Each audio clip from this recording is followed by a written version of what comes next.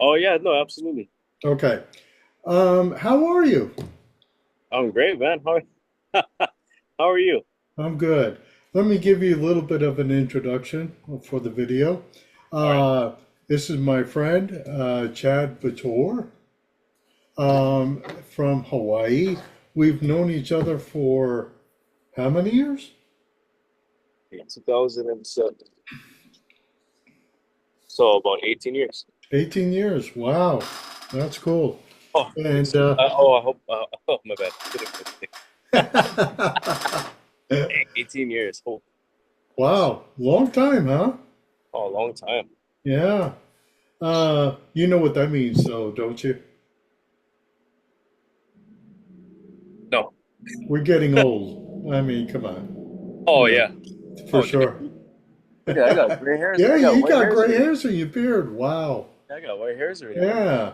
Oh, Hey, listen. One of the things I wanted to ask you about is something that you're doing for your dad, yes. and that is being a caregiver. Uh, Oh, yeah. what is uh, your responsibilities as his caregiver? So as his caregiver, my responsibility is to make sure that I drive him nuts.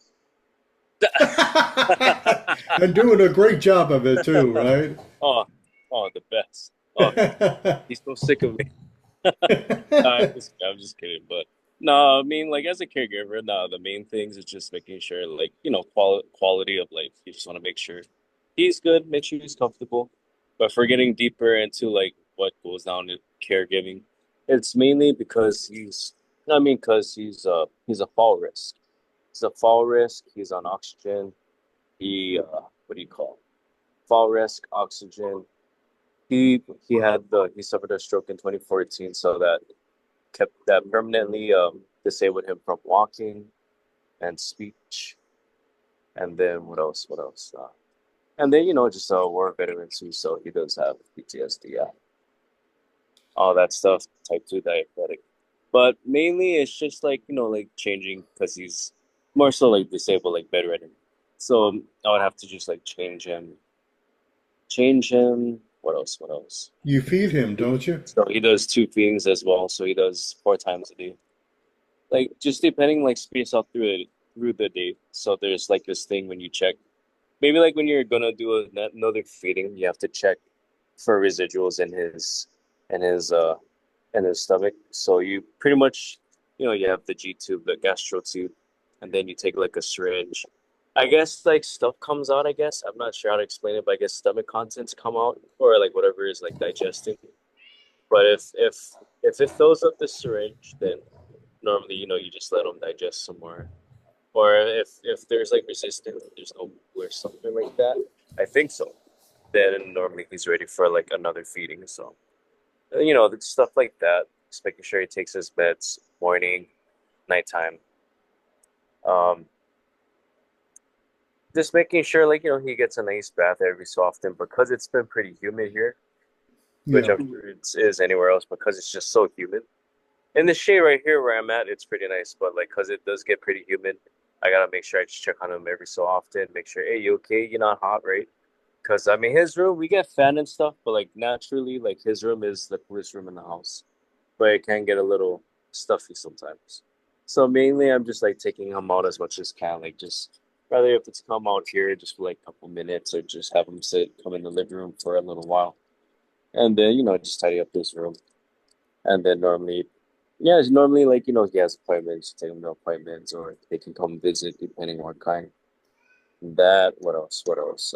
Maybe making sure that his supplies come on time too. Like if it's incontinence supplies, feeding supplies, just like, different kinds of stuff. We call ahead so that way. If you're running low on anything, just make sure you call ahead so that way if it takes time to like arrive here, then at least you're kind of set for it, right? So like anything from Chucks, which is like a under pad, like like if you pee, almost like a dog training pad, that for adults.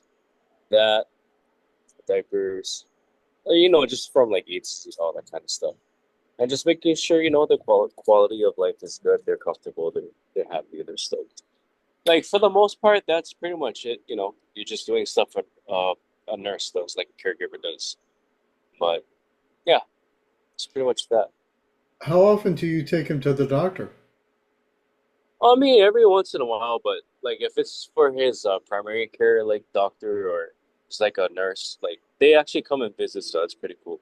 Oh, good. Some they come visit, but some we gotta go see them. But for the most part, at least it's at the VA, which is like right up the road, so it's not bad at all. It's just hard. We gotta be there in like 10 minutes, something like that. So it's like just go straight up, maybe like a couple of stoplights. That's it. Yeah, yeah. Yeah. Wow. But I mean, I'm not gonna lie. It is like it does weigh down on you after like a while. But it's more so just I mean, for most people, I'm sure like it's not an easy thing. Like I'm sure you've had a fair share of that. Like it's a lot. But I mean, after a while, it's not as bad. You just get more used to it. You get more comfortable. Like you're more adapted to it. But some days you're gonna be like, ah, like mainly some days I say is like some days, like you'll walk into his room, oh, he made a big accident, and he'll just look at you and start laughing. Oh, you gotta wait, like, yeah, but I mean, stuff like that. But it's a given. It's gonna happen. Or some days it's gonna feel like, man, this is a lot to do. But How, I was going to ask you, how, in being a caregiver for your dad, um, how does it affect you mentally and emotionally? I mean, at first, oh, it was overwhelming. It was just a lot to take in. Then after a while, I adapted to it. I got used to it. But there were still days where it kind of weighed down on me a lot. Like, man, this is so much to be doing. Like not saying like at a young age. I mean, in my 20s, I'm at an age, but it's just like, I still try to do stuff. But I mean, right now, it is a sacrifice. But you know what? Ah, like I mean, being 34 now, it's just realizing, looking back at it, it's like, like I ain't tripping about it. Like, it's my dad. Like he took care of us growing up, so it's the least I can do, give back. I mean, some things, I just gotta stop for now, but it's like Hmm. mainly he's okay. Mainly like he's doing okay. He's all right. Like he's still going as strong as at least he can be, so that's good. He's in good spirits. But it's taught me a lot of humility, a lot of understanding. And oh man, it's a very good life lesson, but I mean, it's a hard lesson. It really is. But I mean, I think I'm all right. I'm not crazy. Well, I was That's going to ask you, how do you take care of yourself? I mean, making sure that, so. physically, emotionally, mentally, that you're always in a good place for you to be able to take care of your dad. I mean, here and there, like if I have a chance, I've actually been cracking open the Bible and just kind of reading from like First Genesis going on, and then just having time to pray. But I mean, in real terms, just I mean, I do find time for myself. I do have time. Like, I mean, my sister and I, we take care of him. But when it comes to the physical part, I don't mind it. But when it comes to paperwork and phone calls, I don't mind it, but I'd rather not do it. Yeah, yeah. She's really great with that stuff. I'm like, if you can take care of all the paperwork and the phone calls, I'm more than happy to, excuse my French, I'm more than happy to wipe his ass. And it's like just making simple like appointment changes or like anything like that with the VA takes forever. Like sometimes it's like you're being, like you're being passed around in a circle. Like, I swear I just talked to you and you just transferred me. Yeah, I swear I just did. Huh, let me try again. Like, I Yeah. mean, but I mean, certain things I don't mind making phone calls for just the VA. Some days good, some days takes forever, and it's like you got the old school music in the background. Yeah. Yeah. I'm sure you've heard that. Like, Yeah. but Um, no, go ahead, please. I was going to ask you, I talked to our dear friend and leader, Pastor Randy, Uh-huh. a couple weeks ago, I think. Um, to you, how are things in Hawaii now? I know that they've changed, and they were in the process of changing when I left there many years ago. I But mean, from your viewpoint, how is Hawaii now? politically, I can't say for sure. I don't keep up too much with politics. Not that I don't try to, but it's just too much stuff just going on. It's like, but for the most part, as Hawaii itself, oh, terrible. Like it's like crime rate. Like for the most part, the crime. Like every week at least you'll hear of either like a shooting or like a stabbing or just like someone getting mugged. And then it's almost like every day there's like always accident here, Hmm. accident. Just a lot of stuff. And then there's been so many fires just happening like almost every week. And it's like there's no way there's gonna be a fire that's gonna break out like every day. Kunia. Or if not Kunia, maybe like Waianae. Or you know what I mean? Like just all around, there's just fires going left and right, and it's total BS. That it's like, oh, it's just like just fire happening. Natural fires don't happen that often that fast. But I How? mean, it's just go ahead. I'm sorry for interrupting you. Oh no, you good?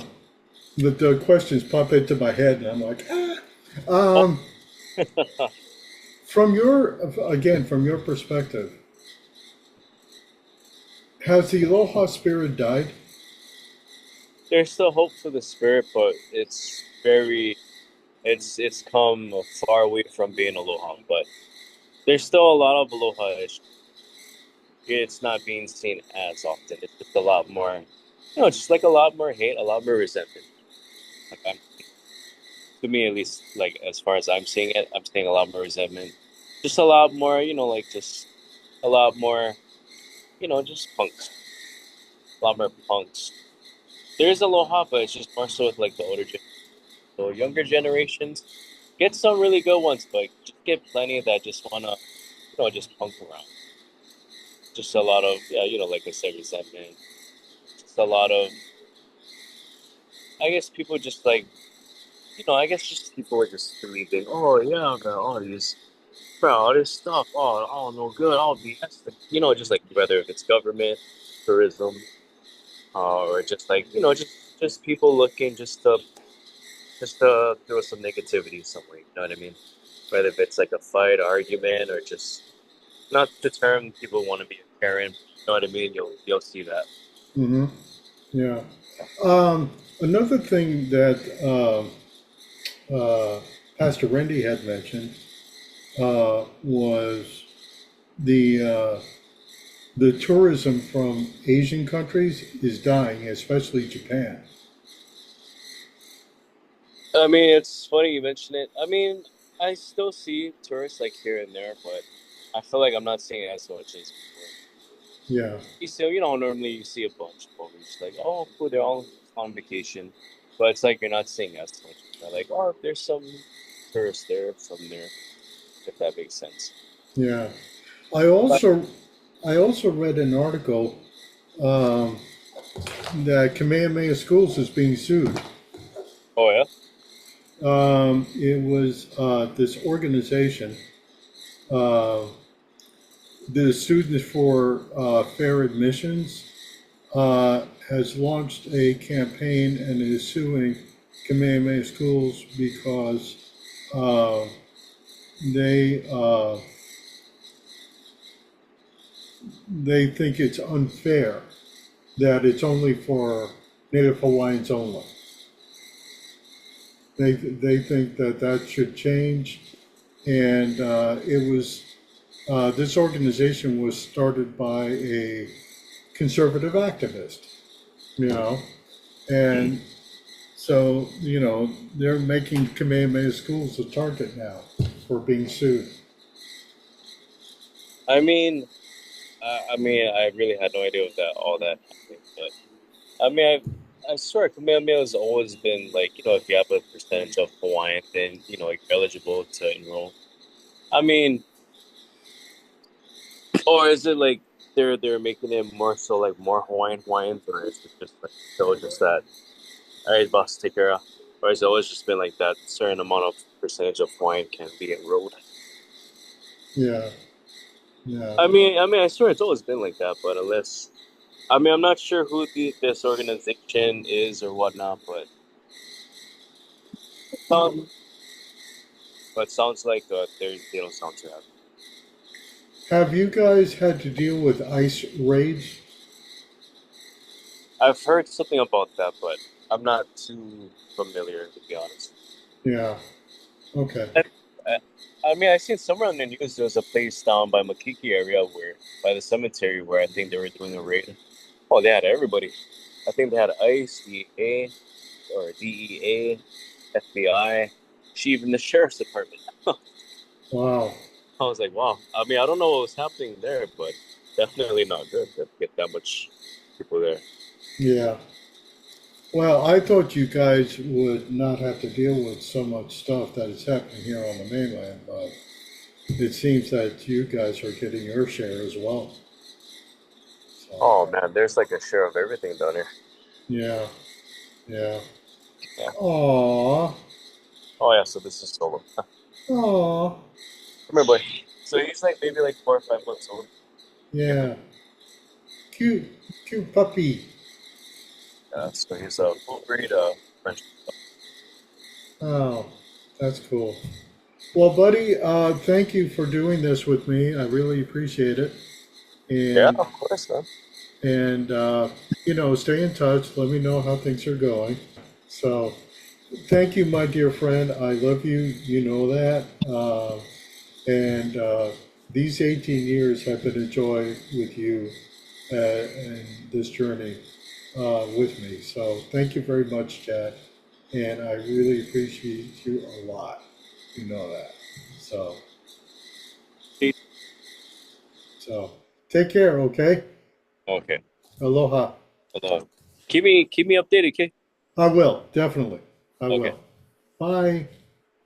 Shoot. See you. Bye.